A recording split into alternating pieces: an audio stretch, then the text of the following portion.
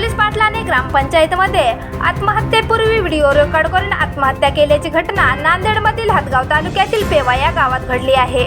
Police पाटलाने गळफास घेऊन आत्महत्या करण्यापूर्वी एक व्हिडिओ रेकॉर्ड करून त्यामध्ये हदगाव पोलीस स्टेशनचे पोलीस निरीक्षक माझ्या मृत्यूस जबाबदार आहेत असा त्यात त्यांनी उल्लेख केला आहे।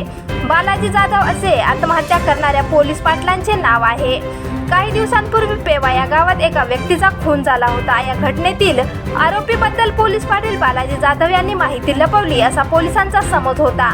पोलीस निरीक्षक बडेकरांनी बालाजी जाधव यांना विचारणा केली, त्यातून हा सर्व प्रकार घडला।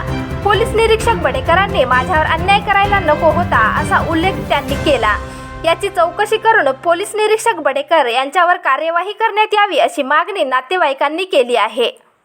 माझ्या मृत्यूला PSI बडेकर जबाबदार आहेत, तरी माझ्यावर एवढा